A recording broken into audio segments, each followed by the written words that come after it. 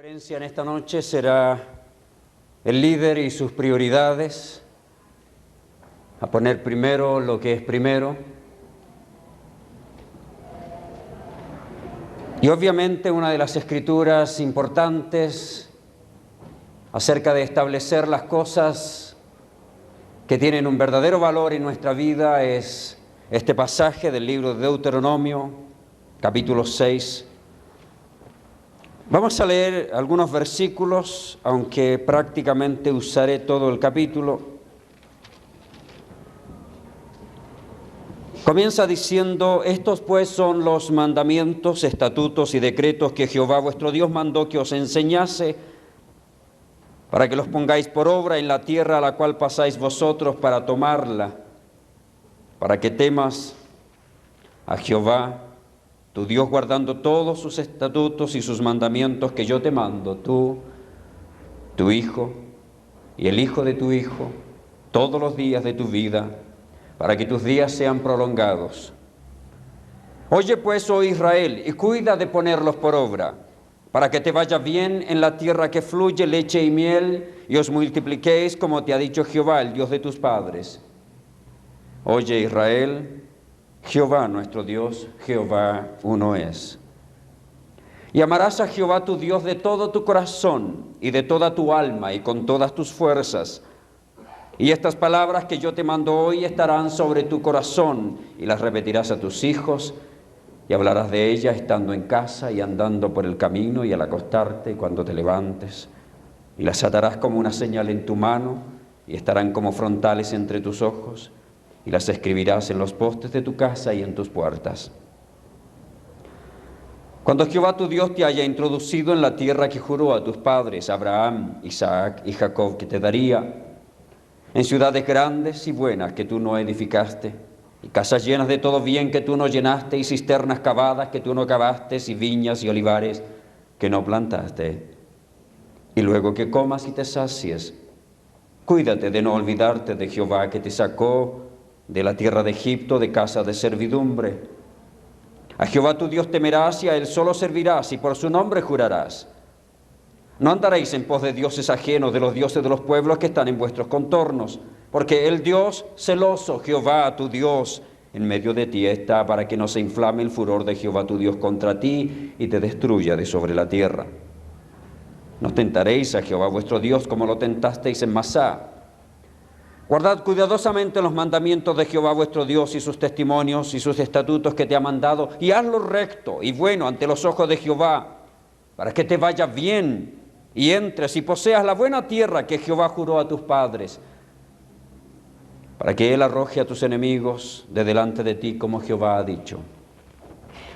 Mañana, cuando te preguntare tu hijo diciendo: ¿qué significan los testimonios y estatutos y decretos que Jehová nuestro Dios os mandó? Entonces dirás a tus hijos: nosotros éramos siervos de Faraón en Egipto, y Jehová nos sacó de Egipto con mano poderosa. Jehová hizo señales y milagros grandes y terribles en Egipto sobre Faraón y sobre toda su casa delante de nuestros ojos. Y nos sacó de allá para traernos y darnos la tierra que juró a nuestros padres. Y nos mandó Jehová que cumplamos todos estos estatutos y que temamos a Jehová nuestro Dios, para que nos vaya bien todos los días y para que nos conserve la vida como hasta hoy. Y tendremos justicia cuando cuidemos de poner por obra todos estos mandamientos delante de Jehová nuestro Dios, como Él nos ha mandado. Palabra del Señor.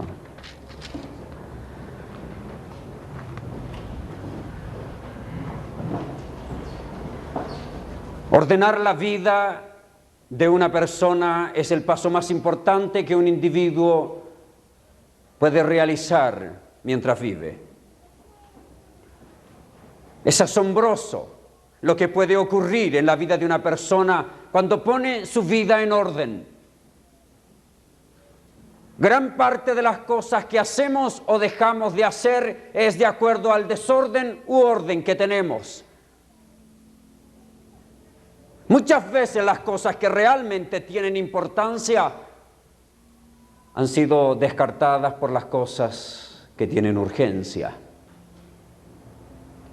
Quisiera partir rompiendo una preconcepción equivocada.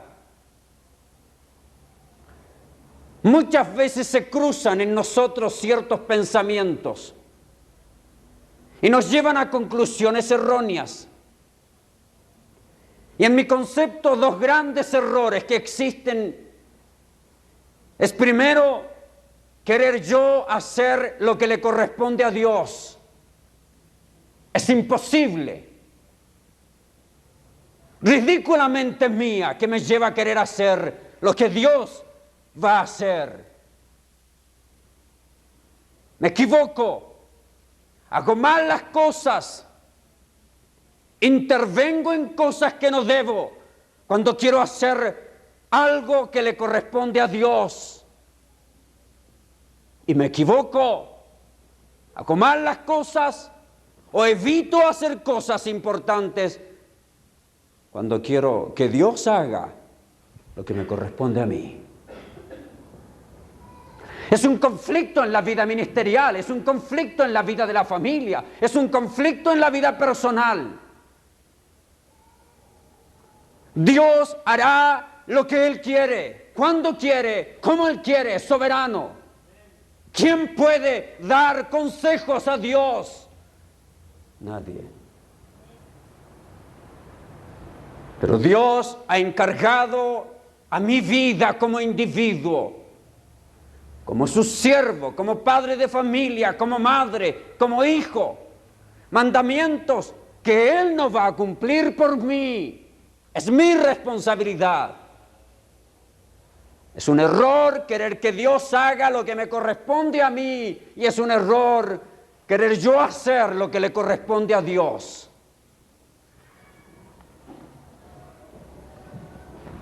Es allí el punto de partida para ordenar nuestra vida.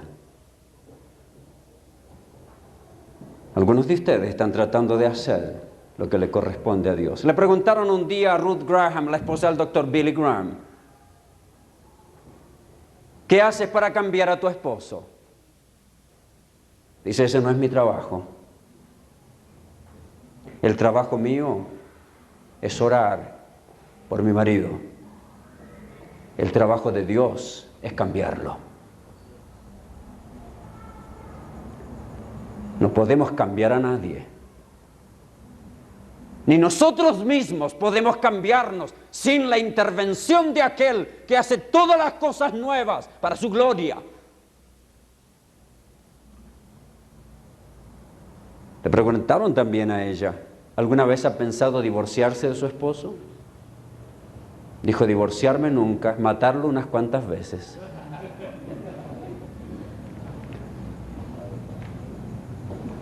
A veces queremos en la vida de la familia cambiarnos los unos a los otros.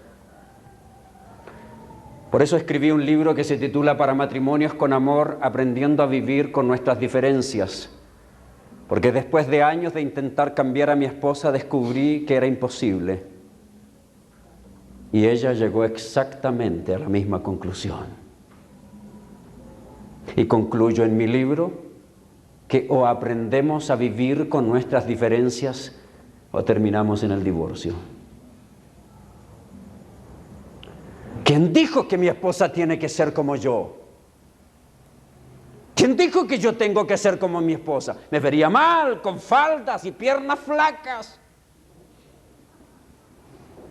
No tenemos que ser iguales. Hay algunos que sufren diciendo, ay, me equivoqué, pastor. Me casé con una mujer tan distinta a mí. Nunca debería haberme casado con ella. No tenemos que cambiar a nadie.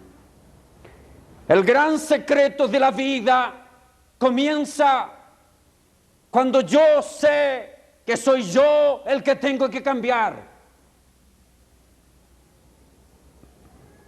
Todo gran cambio comienza con la aceptación de mis propias debilidades. Nunca podemos ayudar a un alcohólico que no reconoce su alcoholismo. Por eso el primer paso de Alcohólicos Anónimos es decir, yo soy alcohólico. Cuando como consejeros tratamos cualquier forma de dependencia, Tenemos que comenzar, que la persona comienza a reconocer, es mío el problema. Es eso lo que quiero en estos días.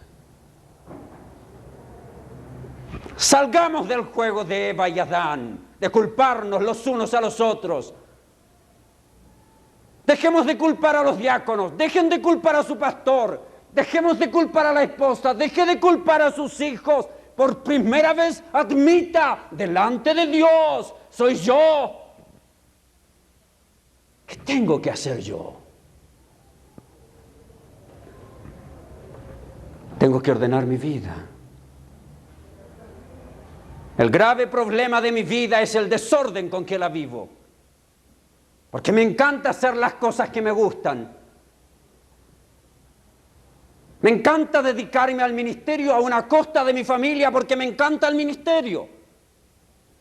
El problema no es la esposa, no son los hijos. El problema es que nos encanta la vida ministerial. Y todo lo que se interponga en ello nos parece un estorbo. Tenemos que aprender a ordenar nuestra vida. La verdad es que cuando uno escucha pláticas en una semana como esta, tiene todo el deseo de cambiar. No es fácil. Es muy fácil aprender cosas nuevas. Es difícil, y perdonen si asesino el español, es difícil desaprender lo que hemos aprendido. Pero tenemos que hacerlo. Dicen que una vez un par de monjitas trabajaban en un hospital, acostumbraban a atender a los enfermos de aquel hospital y iban entonces un día en su furgoneta y quedaron sin gasolina antes de llegar a una gasolinera a unos 100 metros. Fueron a comprar gasolina, llegaron donde aquella persona que les atendía y le dice, mira, queremos gasolina. Y dice, encantado, pero ¿en qué la llevan? ¿Cierto, no? Entonces, una de ellas dice, tenemos algo en la furgoneta. Y fueron. Como trabajaban en un hospital, tenían uno de aquellos utensilios que se ponen debajo de la cama de los enfermos y que les evita caminar al baño. No hay más, hay que tomarlo. Lo tomaron,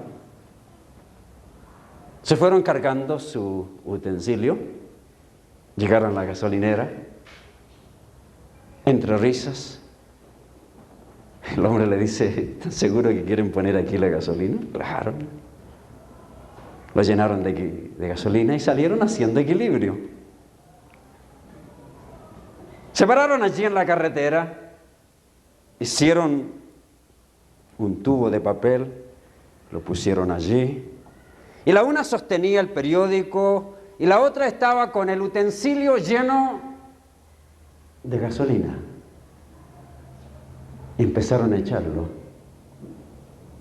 Iban pasando dos en un automóvil y el uno le mira al otro y con ojos grandes le dice, Luis, mira, a eso le llamo fe.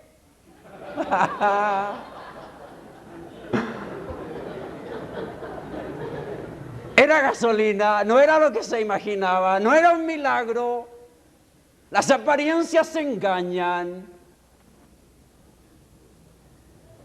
Perdónenme, pero tengo que ser sincero. No es suficiente con escuchar una plática motivacional. No es suficiente con entender que estoy hablando de la Escritura. Les toca trabajar. Les va a tocar sentirse por momentos mal. Tienen que romper una rutina. Dice el apóstol, dejad de hacer lo malo. Eso no es todo. Hacer lo bueno. Las rutinas de mi vida las cambio con nuevas rutinas. Tengo que desaprender lo que he aprendido. Tengo que meter algo nuevo. Y no es fácil, requiere sacrificio, demanda. La verdad es que las cosas no son tan fáciles como parecen, pero tengo que ordenar mi vida. Ordenar mi vida significa poner en orden mis prioridades. Prioridad es la anterioridad o precedencia que tiene una cosa con respecto a la otra en tiempo o en orden. ¿Qué es lo primero? ¿Qué es lo más importante? Es poner primero lo que es más importante para Dios, aunque no me parezca importante a mí. Por eso digo, tengo que poner en orden mi vida como Dios quiere, no como yo quiero. Nuestras prioridades revelan lo que es más importante para nosotros. Les decía en la mañana, si me presta su agenda, voy a ver qué es importante. En mi agenda descubrirá que en cada semana hay tiempo para mi esposa. Usted va a descubrir que mi esposa es importante. No lo fue por muchos años. Y me arrepiento en polvo y cenizas. Usted descubrirá que mis hijos tienen importancia. No lo fueron, no lo tuvieron. Vivieron conflictos. Estuvieron solos. Me dediqué a salvar el mundo cuando hay un solo Salvador. Usted es pastor y siervo, no Salvador. ¿No es cierto? Hay uno que es Salvador. Hay uno que convence, no yo. No tengo que hacer lo que a Dios le corresponde porque no puedo ni intentarlo siquiera. Tengo que ordenar mi vida. Cuando quiero ordenar mi vida tengo dos grandes enemigos. El uno se llama enemigo interno. Se llama egoísmo. Es difícil poner algo antes que yo, antes que mí. Me encanta yo primero, yo segundo, yo tercero, yo cuarto.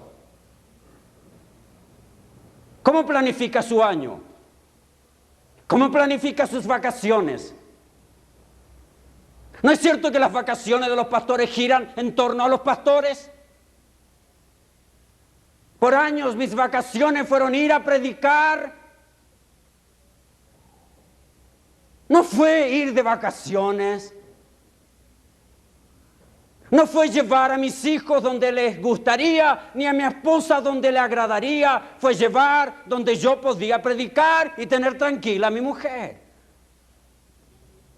Excusas para poder tener más dinero para las vacaciones. ¿No es cierto que gira todo en torno a uno? En torno a quien planifica su horario de trabajo, en torno a quien planifica su semana, en torno a quien planifica su ministerio, es en torno a mí. Es difícil para mí rechazar cientos de invitaciones que recibo. Y tengo un compromiso con el Señor. No solo voy a aceptar invitaciones de congregaciones grandes o a grandes eventos, también voy a meter en mi agenda iglesias pequeñitas, en las cuales al final más vale yo tengo que darles ofrenda. También las voy a meter. Quiero estar con todos mis hermanos. Podría estar en muchos lugares públicos. Le he dicho, Señor, no quiero eso. Quiero estar con mi familia, quiero estar con mis hijos. Pero por años el enemigo interno me ganaba. Era hacer las cosas a mi manera. Hay otro enemigo, es un enemigo externo, es el enemigo de la sociedad, de lo que hemos aprendido, de la forma como hemos sido formados, de todos los sismos que hemos aprendido, de todos los extremismos que han entrado a nuestra vida, de creer que es inadecuado dedicar 15 días al año a mi familia. Tan inadecuado que me siento culpable. Que faltar un domingo a la iglesia me hace sentirme culpable. pero no me hace sentir culpable faltarle 52 semanas a mi familia. En el análisis final, cada decisión le va a poner a usted en una encrucijada de 3 caminos. Siga el camino del ego, le lleva al destino del egoísmo y el egocentrismo. Siga el camino de la sociedad, de la mundanalidad, de lo que ha aprendido, y le llevará a tener ausencia de determinación. Siga el camino de la cruz. Cantaba cuando me predicaba el hermano Johnson sobre eso. Siga el camino de la cruz. Cuesta.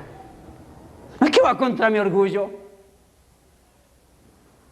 ¿No es que cuando el camino de la cruz está frente a mí, tengo que decir no a mí? Tengo que ir en contra de lo que me gusta. Pero el camino de la cruz es el que me lleva a un servicio, a seguir el ejemplo de mi Cristo.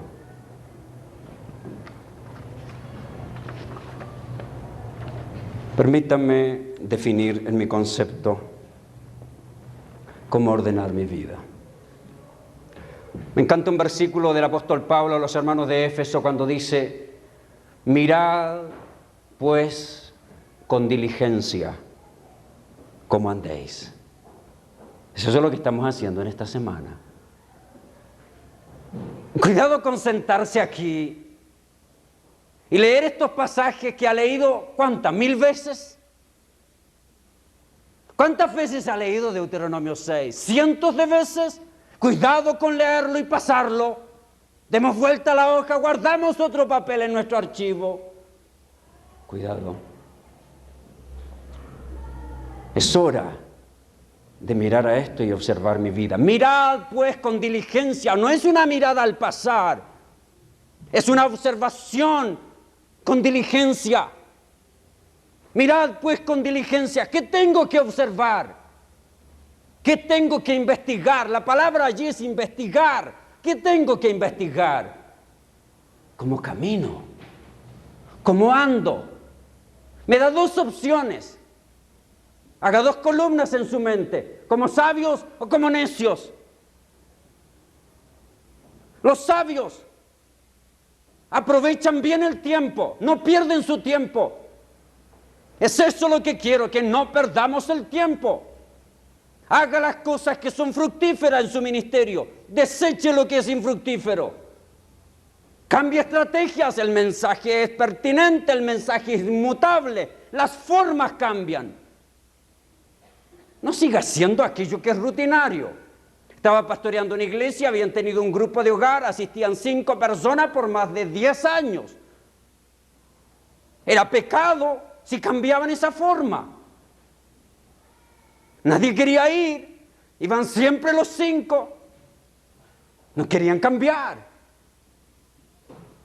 Era pecado hacerlo. Voy a hablar un poco más de esto. Cuidado con el tradicionalismo. No con la tradición. La tradición es la fe viva de los muertos. El tradicionalismo es la fe muerta de los vivos. La tradición es ir a la Escritura, meterme en la tradición de las Escrituras. Es pasar las doctrinas fundamentales, precisas, la palabra inerrante, transmitirla. Nunca cambia la tradición de las Escrituras. La tradición es la fe viva de los muertos.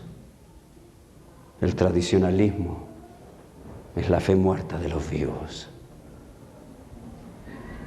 Tenemos que hacer cambios. Y en esos cambios fijarnos que estamos cumpliendo los elementos de la palabra de Dios. Dice, mirad pues con diligencia, observen con atención, estudien con detenimiento cómo andéis, no como necios, sino como sabios. Sabios primero, aprovechan bien el tiempo. Estamos viviendo una época distinta, una cultura distinta, va cambiando la sociedad. Antiguamente podíamos los gedeones entregar Biblias en las escuelas. Hoy se reparten preservativos en las escuelas. La iglesia tiene que tener un mensaje pertinente. Tiene que hablar a sus jóvenes estas cosas que en ninguna otra parte escuchará. Tenemos que aprender a ministrar adecuadamente. Mirad pues con diligencia como andéis, no como necios, sino como sabios, aprovechando bien el tiempo, no pierda su tiempo. Segunda característica, entienden la voluntad de Dios. ¿La entiende usted? Seamos más concretos. ¿Entiende usted cuál es la voluntad de Dios para su matrimonio? ¿Entiende cuál es la voluntad de Dios para disciplinar a sus hijos? Son cosas prácticas, escriturales. Tengo que ordenar. ¿Y cómo ordeno mi vida? Primero, tengo que poner a Dios por sobre todas las cosas. Tengo que amar a Dios por sobre todas las cosas o personas. Nadie por sobre Dios. Dios es un Dios fuerte y celoso. Así lo dice en este pasaje. No voy a terminar todos mis puntos en esta noche porque los puntos de la iglesia no es mi materia, pero voy a entrar en los puntos de la familia, los dos primeros puntos. Y luego quería dejarle en ustedes el tercer punto, que es la vida de la iglesia, que no es mi materia, mi conferencia en estas noches y en estos días, pero voy a tratar los dos primeros puntos en forma bastante profunda. Permítame ponerle dentro del contexto de este pasaje. El pueblo de Israel estaba a punto de entrar a la tierra prometida. Ya saben, deuteros, repetición, nomos, ley. Era tiempo de repetir aquello que muchos que habían nacido durante esta peregrinación no comprendían adecuadamente. Había que reiterar principios, reiterar mandamientos. Dios sabía aquello. Había una generación que había muerto. Había que volver a establecer principios. ¿No cree usted que Dios pensó bien cuando dijo, vamos a nuevamente hablar de mandamientos, estatutos y decretos? ¿Y no cree que pensó bien cuando pensó en qué debía enseñar Moisés? ¿Sabe qué me sorprende? La comezón de oír de nuestras generaciones. Escriba un libro que hable de emociones, que le diga que usted solo tiene que orar, cerrar sus ojos y va a ser rico. El libro se vende. Escriba un libro sobre el Espíritu Santo, que le diga que usted no tiene que hacer nada, sino depositarse en las manos del Espíritu Santo y Él va a hacer todo por usted. Se vende. De una conferencia sobre eso, va a estar lleno de gente. ¿Sabe por qué? Porque es fácil creer que mediante una experiencia traumática yo me voy a sentar allí y Dios va a arreglar el problema en mi matrimonio. ¡Mentira! Arréglelo usted. Somos fácil para irnos a los extremismos. Nos pasa en todo en la vida. La vida cristiana más difícil es la vida de equilibrio. Todo tenderá para tirarlo a uno de los dos extremos. Mi lucha permanente en mi ministerio es mantener el equilibrio. Me quiere llevar para un lado el legalismo y me quiere tirar para el otro lado el tradicionalismo. Quiero seguir allí, en equilibrio. No quiero que me tiren, pero es permanente. Quieren llevarme a que viva una vida de constantes emociones, que sea fácil, que venga alguien con su conflicto y con una caída se le arreglen sus conflictos. No se ha arreglado nada. No se ha arreglado nada. Como consejero tengo que tratar permanentemente con los daños emocionales de gente que no ha entendido lo que es verdaderamente tener un Dios, y un Dios poderoso, pero un Dios sabio que nos ha entregado a nosotros responsabilidades que cumplir. ¿No sería fácil que usted tenga una úlcera y le encante comer chile y coma chile y después venga a orar para que el Señor le sane de su úlcera? ¿No es más sabio dejar de comer? ¿Es eso lo que Dios quiere? Que seamos sabios en la administración de nuestra vida, que ordenemos nuestra vida. Y cuando no la ordenamos, queremos que todo ocurra como un acto de magia. No es lo que hacía el Señor Jesucristo. Es por eso que tenemos que poner nuestra vida en equilibrio. Primero dice, debemos amar a Dios por sobre todas las cosas. En medio de una tendencia hacia la maldad, hacia el pecado, en medio de una tendencia a cosas increíblemente, en estos días estuve a punto, hace algunos meses atrás, de escribir una carta a un escritor norteamericano cuyos libros son bestseller en América Latina. Le ruego que tenga cuidado. Ojalá algún día podamos hablar de doctrina y exposición bíblica. Le ruego que tenga cuidado con lo que lee. Todos aquellos libros que más se compran son los que menos enseñan Biblia. Son los que más enseñan experiencia. Es difícil tener audiencias grandes cuando hablamos de cosas que demandan sacrificio del creyente. Es fácil cuando enseñamos cosas que demandan que Dios lo hace todo por nosotros. Hace algún tiempo atrás estuve tentado a escribir, aunque sabía que mi carta no iba a ayudar mucho, un libro que se ha vendido por toda América Latina. Permítame mencionarlo. Buenos días, Espíritu Santo. Permítame mencionarlo por esto. Por un momento escuché a quien enseñaba que se estaba arrepintiendo de cosas que había enseñado en el pasado. Por un momento sentí que bueno. Y luego pensé, le falta mucho de qué arrepentirse.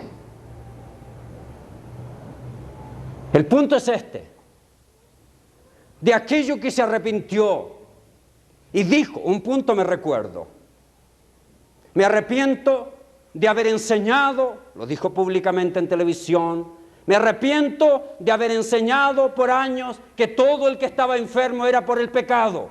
Ya no lo creo.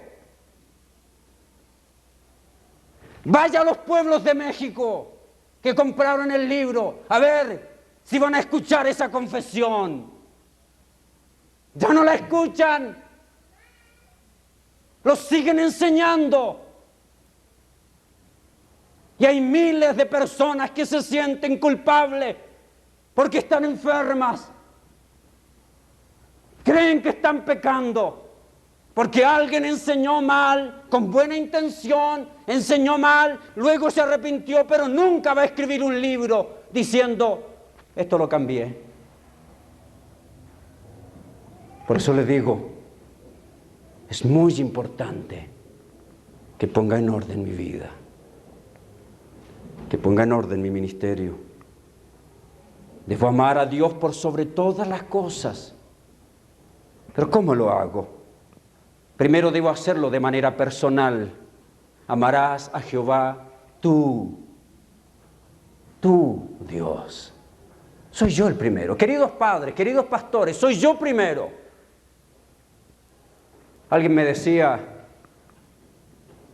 le compartí a alguien que íbamos a tener esta conferencia para la familia. Y cuando supo que era el tema de la familia, no quiso venir. ¿Sabe qué indica eso? Prioridades.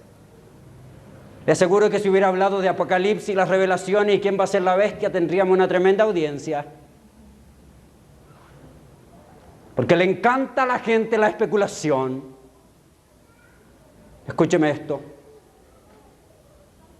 La profecía bíblica nunca fue entregada para la especulación de los hombres. Si Dios quisiera que yo sepa el nombre de la bestia, me lo habría entregado. La profecía bíblica no es para la especulación. No especule. Lo revelado es nuestro, lo no revelado es de Dios. Deje a Dios lo que es de Dios. ¿Sabe qué encuentro? Frente a cada exhortación profética, frente a cada revelación profética, hay una demanda a la santidad. Estúdielo. Cada vez que se menciona que Cristo viene, no me dice investiga cuándo va a ser, no te corresponden los tiempos ni las sazones. Eso es de Dios. Velad y orad para que no caigáis en tentación. Frente a cada proclamación profética hay una exhortación a la vida de santidad. Es eso lo que Dios demanda. Es eso lo que tengo que enseñar. Tal vez mi iglesia no estará tan llena, pero tendrá enseñanza bíblica. Dios no me dejó en este mundo para llenar congregaciones. Él añade a la iglesia cada día los que han de ser salvos. Dios me dejó a mí para predicar su palabra. En su contexto, estudiándola con dedicación y proclamándola con sabiduría. El resto de Dios. Debo amar a Dios personalmente, yo primero. Padres, ustedes primero. Usted es el padre de familia, usted es el líder. Usted es el que guía, usted es el que enseña. El que enseña con palabras, pero también con hechos y con actitudes. Que nunca sus hijos piensen que usted es alguien que enseña bien, pero que vive mal. Sus hijos y mis hijos se van a olvidar de mis sermones. Nunca se van a olvidar cuando pateé la pelota de fútbol con él. Mi ejemplo de vida y de santidad. El respeto que tengo por mi esposa habla bíblicamente de lo que es un siervo de Dios, más que sus sermones bien preparados. Debo hacerlo personalmente. Dice, amarás a Jehová, tu Dios. Y estas palabras que yo te mando hoy estarán sobre tu corazón, versículo 6. Debo hacerlo personalmente. Segundo, debo enseñarlo a mi familia, para que temas tú, tu hijo, el hijo de tu hijo. Versículo 2. Versículo 7. Y las repetirás a tu hijo, hablarás de ella estando en tu casa, andando por el camino. En el hebreo tenía aquí el escritor tres posibilidades. Poner una palabra que habla de la proclamación. Poner una palabra que habla de una enseñanza a un grupo más reducido. Lo que pone aquí es compartir. Usted enseña a sus hijos cuando insulta al mesero. Con su mal genio. Voy a hablar de la actitud, voy a hablar de la mala actitud en mi última conferencia. El mal genio, las palabras hirientes, los gritos, están enseñando a sus hijos. Hablarás a ellos estando en el camino, cuando te levantas, cuando te acuestas. Es forma de vida. Es enseñar con mi ejemplo. Dicen los estudiosos de la Universidad de Cornell en los Estados Unidos, que comunicamos un 8% con nuestras palabras, un 38% con nuestro comportamiento y un 54% con nuestras actitudes. Por eso hay pastores que tienen conflictos.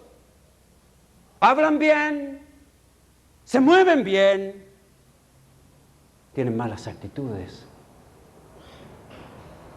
Pongamos un ejemplo de la familia.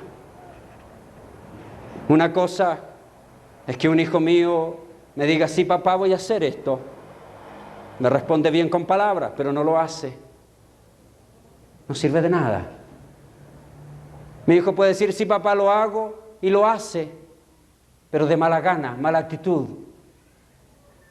Comunicamos con nuestra actitud. Por eso que la enseñanza aquí dice, la repetirás a tus hijos y lo pondrás como frontales en tus puertas. Religiosos que somos, porque nos encanta la religiosidad, aún siendo evangélicos. Algunos han tomado entonces la escritura allí y simplemente lo que hacen cuando dice, y las atarás como una señal en tu mano, estarán como frontales entre tus ojos, las escribirás en los postes de tu casa y en tus puertas, y llenan la casa de versículos bíblicos.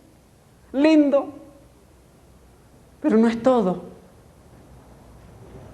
Nos encanta, como los fariseos, tener nuestras filacterias y aprendernos de memoria.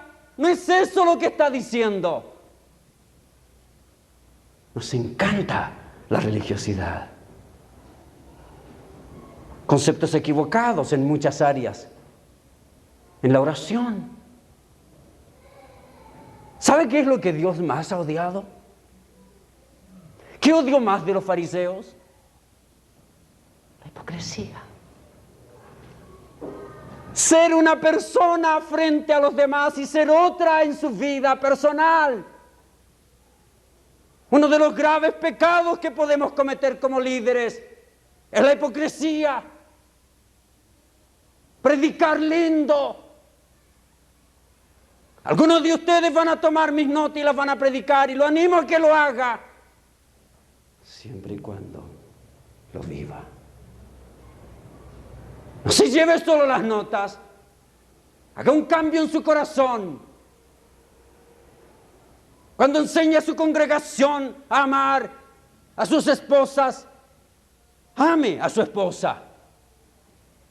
Eso es integridad en la vida ministerial. Pero nos encanta la vida religiosa. Los fariseos eran expertos. Vaya que Dios le dio duro.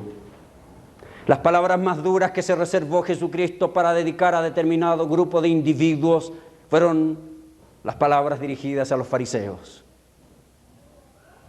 Les encanta dar ofrenda, que suene trompeta, ta, ta, ta, ta. Les encanta demudar sus rostros para aparecer delante de la gente como espirituales. Les encanta parar a orar en las esquinas. Le hago un desafío. Examine si hay algún área de hipocresía en su vida. Es duro, pero hay áreas. Nos encantan las cosas extremistas. Cuando oramos, tenemos conceptos cerrados de la oración. Es como querer doblarle la mano a Dios. Yo quiero pedirle algo a Dios y tiene que dármelo. Y entonces, como yo soy tan débil y no puedo contra Dios, le pido la ayuda a toda la congregación. Vengan, ayúdenme. Vamos a doblarle la mano a Dios. No es la oración así. En la oración del hombre Dios no cambia. Es el hombre el que cambia. En la oración del hombre Dios no aprende nada. Es el hombre el que aprende. La oración del hombre no cambia la voluntad de Dios. Cambia la voluntad del hombre. Es allí cuando entiendo la Escritura. Es allí cuando entiendo los conceptos de la palabra del Señor. Tengo que enseñarlo a mis hijos con mi vida, con mis acciones, incluyendo mis palabras. Tercero, debo hacerlo permanentemente para que temas al Señor guardando todos sus estatutos y mandamientos que yo te mando, tú, tu hijo, el hijo de tu hijo, todos los días de tu vida, permanentemente, en cada instante, en la iglesia y fuera de ella. Carácter cristiano es lo que somos cuando estamos solos, no cuando estamos frente a la gente. Una imagen podemos construirla y cambiarla en un momento. Llámenme un peluquero, cambien mi peinado, maquíllenme, denme un nuevo look y voy a tener una imagen distinta. Pero el carácter no se cambia con los polvos que eche en mi cara. Eso es hipocresía. El carácter se construye minuto a minuto en las más duras pruebas de la vida. Queridos pastores, las experiencias más dolorosas de la vida ministerial son las mejores plataformas para la bendición divina. Allí nos forma Dios. Estábamos con el hermano Pablo el otro día, hicimos unos videos juntos. Me decía David, cuando Dios une a dos hombres, es porque va a hacer cosas grandiosas. Y luego hablábamos de nuestros sufrimientos. Me decía, Dios nunca usa a nadie grandiosamente sin quebrantarlo tremendamente. El quebrantamiento que vive no es pérdida de tiempo para Dios. Tengo que hacerlo permanentemente, todos los días, en dolor, en angustia, cuando tengo ánimo y desánimo, en salud y enfermedad, cuando van bien las cosas en la iglesia y fuera de ella, en el púlpito, en la sala, en mi casa, con mi familia, en mi trabajo, permanentemente. Cuarto lugar, debo hacerlo en forma íntegra, con todo tu corazón, con toda tu alma y con todas tus fuerzas, con todo tu corazón, con tus emociones, con tus sentimientos, con tus actitudes, con toda tu alma, con tus pensamientos, con tu razonamiento, con tu mente, con tus palabras, con todas tus fuerzas, con tus acciones, con tus obras, tus hechos, tu comportamiento. ¿Ama usted a Dios como Él quiere? Segundo, debo amar y respetar a los miembros de mi familia nuclear por sobre todo individuo o institución. Voy a hablar de esto mañana en la mañana, así que voy a tocar rápidamente algunos puntos que voy a profundizar mañana. Amar a mi familia es el segundo punto. Alguna vez creí lo contrario. Mi refugio era la iglesia. La iglesia era más importante que mi familia. Tuvimos conflictos con mi esposa. Salía disparado a la iglesia. Un día llegó uno de aquellos conflictos. Salí a la iglesia. Quedó mi esposa llorando con mis dos niños. Y yo me fui a la iglesia. Allí estaba. Gloria a Dios. Y dale, y dale. Y de pronto algo tocó mi corazón. Sentí un quebranto. No sentí ninguna voz. Sentí un quebranto. Doblé mis rodillas allí en el altar. Tampoco soy de los que abren la Biblia y ponen el dedo. Ese día lo hice. Y me salió, Judas se ahorcó, ve tú y haz lo mismo. Mentira, ¿no? Me salió un versículo que hubiera querido que no esté en la Biblia. El apóstol Pedro estaba diciendo: vosotros maridos, vivid con ellas sabiamente, dando honor a la mujer como vaso más frágil. Hubiera querido que allí termine el versículo, pero no terminaba. Siguió diciendo: para que vuestras oraciones no tengan estorbo. ¿Cuántas de sus oraciones habrán quedado en las paredes y el techo de su congregación? Quebrantó mi corazón. Pensé inmediatamente en mi esposa, que había dejado llorando. Vino otro versículo: cuando fueres a la casa del Señor a ofrecer tu sacrificio y te acuerdas algo, de que tienes algo con tu hermano, mejor no me lo entregues. Déjalo allí, devuélvete, arregla con tu hermano y ven y presenta tu ofrenda. Era una espada en mi corazón. Tuve que irme, pedir perdón a mi esposa y a partir de aquella experiencia saber que tengo que vivir una vida de integridad. Hubo momentos en que tuve que llamar a un amigo y decirle: ¿sabes qué? Predica este domingo en la iglesia. No tengo libertad de hacerlo. Hubo momentos cuando antes de subirme al púlpito tuve que devolverme y decir: no puedo hacerlo, tengo que arreglar esto. Grande cosa es estar aquí, queridos. Si alguno no sabe gobernar bien su casa, ¿cómo puede gobernar la iglesia del Señor? Cuidado con la palabra gobernar. No significa tiranizar, ni significa que tampoco que todos mis hijos van a amar totalmente a mi Dios. Van a estar bajo autoridad. Algunos de ellos eligen por un tiempo alejarse del Señor. Siga amándolos.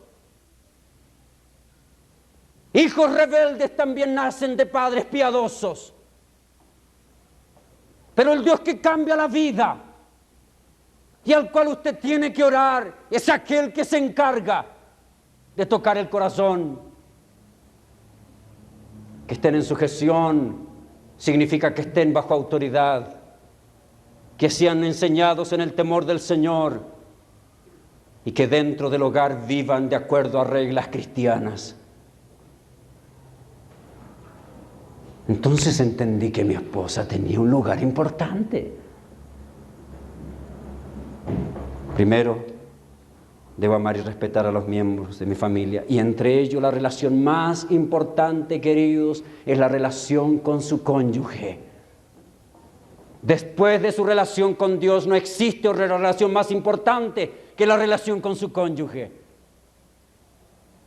No es su relación con su pastor para las damas, no es su relación con los amigos, no es su relación con los hijos. Lo más importante es la relación conyugal. Una relación conyugal adecuada enseña a nuestros hijos mejor. Tengo que amar con mi ejemplo. El trato, el respeto que le doy a mi esposa lo aprenden mis hijos más que en una clase de escuela dominical. Tengo que enseñarlo con mi ejemplo. Solo 4 principios voy a tocar mañana. ¿Cómo tengo que hacerlo? Primero, dejará el hombre a su padre y a su madre. Hay que romper el cordón umbilical. Para que una pareja se establezca, tiene que romper el vínculo con sus padres. Voy a explicar profundamente mañana. En segundo lugar, se unirá a su mujer. Es el principio de permanencia. Es un compromiso a permanecer. Lo que hace los matrimonios adecuados no son las emociones adecuadas, sino los compromisos adecuados. Es mi compromiso que tengo con la esposa, aunque hay otras más bonitas, aunque hay otras que pueden atraerme más. Yo hice un compromiso delante de Dios y tengo que cumplirlo. Se unirá a su mujer, serán una sola carne, principio de unidad. No soy yo solo, no son mis metas. Otro gran conflicto que enseño a los jóvenes: no quiera vivir como casado cuando es soltero. Y a los casados: no quiera vivir como soltero cuando es casado. Se casó, tiene que tener metas que son buenas para toda la familia, no solo para usted. Es unidad. Y vamos a hablar más profundamente del último tema. Estaban Adán y Eva desnudos y no se avergonzaban. Principios de intimidad en la vida matrimonial. Permítame terminar aquí simplemente con una ilustración. ¿Qué tal si se ponen de pie por un momentito?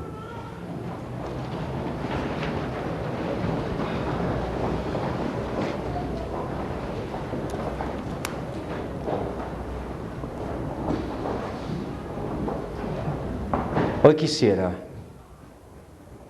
que ustedes hagan un serio compromiso con el Señor de hacer cambios. Ya me han escuchado en 3 oportunidades y hoy es un tiempo importantísimo.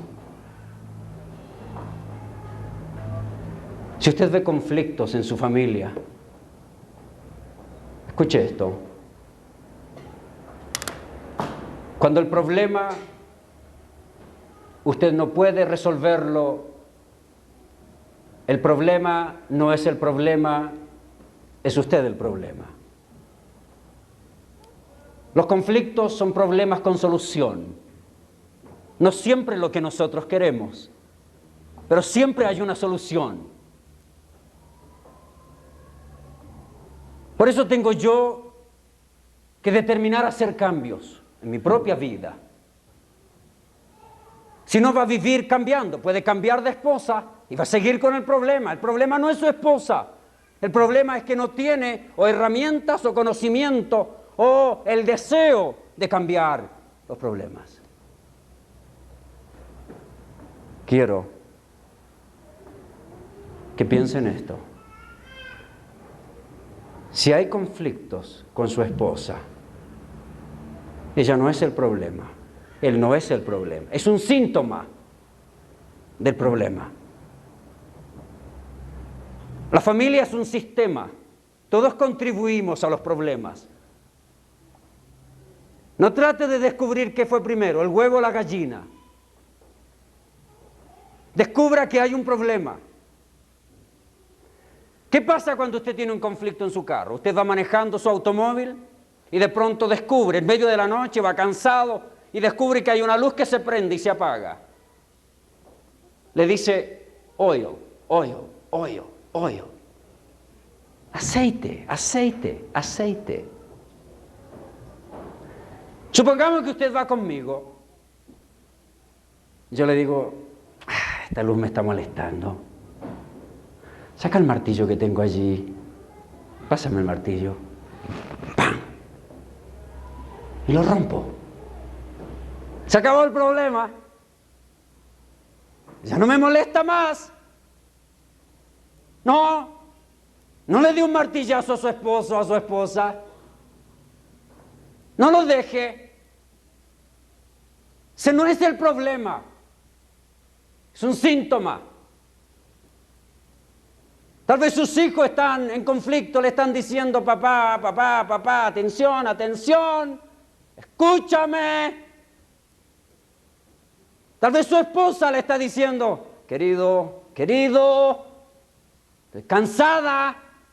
Escúchela, no le dé un martillazo. No lo hace con su carro. Se para en la próxima gasolinera. Lo hace arreglar porque le cuesta plata. Demora más tiempo y funde el motor. Si ve peligrosas señales de la destrucción de su familia, no olvide que junto a la destrucción de su familia va la destrucción de su ministerio. Cuidado con caer en la trampa satánica de querer conservar su familia por conservar el ministerio.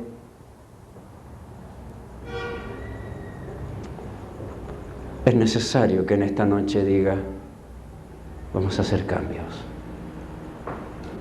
¿Sabe usted cómo matan los esquimales a los lobos? Toman un cuchillo muy afilado y lo untan con sangre.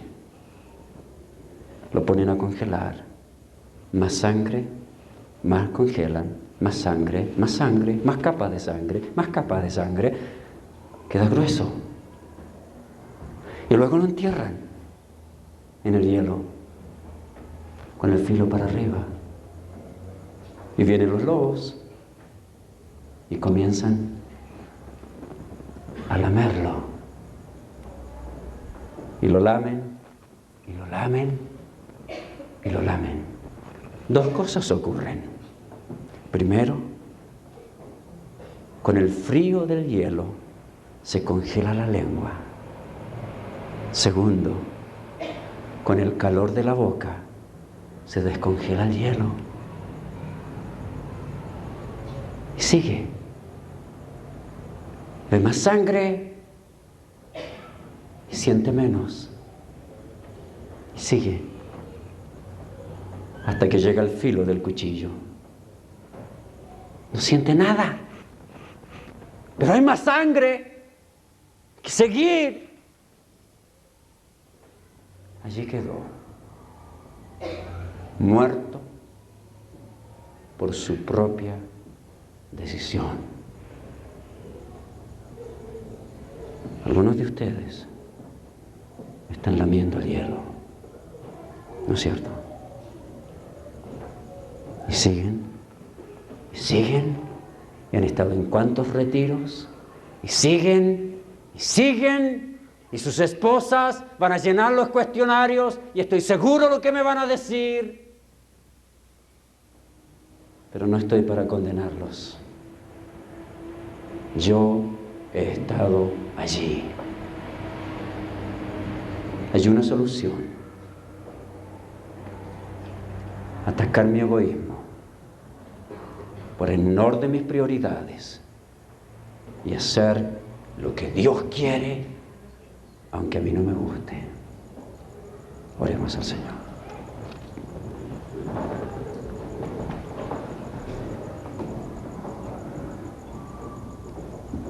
¿Cuántos de ustedes en esta noche quieren decirle al Señor, Señor, yo tengo que hacer cambios? Levanten su mano. Gracias, gracias. Muchas manos. Hágalo. Es un acto de honestidad y sinceridad delante del Señor. Señor, tú vistes aquellas manos levantadas. Mi trabajo fue exponer tu palabra. No me gusta manipular las emociones. La he expuesto de la forma que la he aprendido. Te ruego, Señor, que tu Espíritu Santo nos deje tranquilo. Tú tienes mejores herramientas que yo. Usa cualquiera de ellas. Algunos de ellos van a entender en el dolor, tal vez al primer toque de su lengua con el cuchillo. Algunos ya están ensangrentados, Señor. Padre, en el nombre de Cristo, ayuda a mis hermanos. Tal como un día me ayudaste a mí, tal como me sigues ayudando cada día, porque nunca tenemos toda la victoria asegurada. Tenemos que vivir en victoria cada día. Señor, gracias por hablarnos. En el nombre de Jesucristo, nuestro Señor. Amén. Gracias, queridos hermanos. Si tienen sus cuestionarios llenos, por favor, no olviden entregármelo, que me va a dar más material para poder hablar el día de mañana.